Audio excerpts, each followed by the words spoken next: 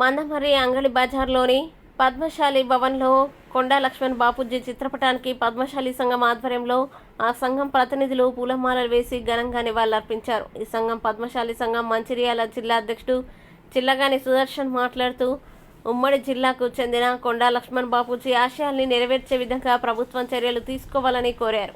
ఉమ్మడి ఆదిలాబాద్ జిల్లా వ్యక్తిగా కొండా లక్ష్మణ్ బాపూజీ ఉమ్మడి ఆంధ్రప్రదేశ్లోనే ఎంతో మందికి ఆదర్శంగా నిలిచారని, మంచిర్యాల జిల్లా కొండా లక్ష్మణ్ బాపూజీ ఆశయాలు కొనసాగిస్తామని అన్నారు.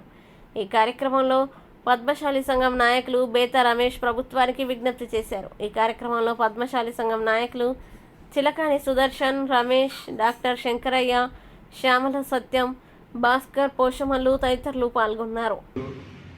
మరియు గౌరవాధ్యక్షులు, ప్రధాన కార్యదర్శి, కోశాధికారి మరియు ఉపాధ్యక్షులు అందరూ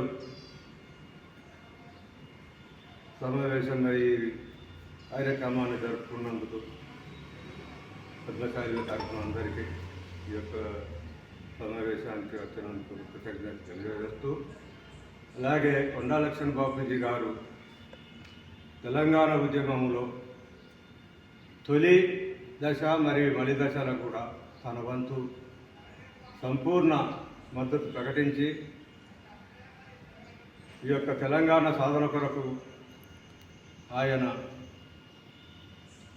మంత్రి పదవిని కూడా తృణప్రాయంగా వదిలిపెట్టి తెలంగాణ వచ్చే వరకు కూడా ఎలాంటి నేను మంత్రి పదవులు కానీ రాజకీయ పదవులు కానీ స్వీకరించాలని ప్రతిజ్ఞ పూని అదే మనస్ఫూర్తితో ఆయన కడదాకా తెలంగాణ వచ్చేదాకా తన వంతు కృషి చేసి అందరినీ కలుపుకొని పోయేటువంటి యొక్క మనస్తత్వం గల గొప్ప వ్యక్తి మన బాపూజీ గారు.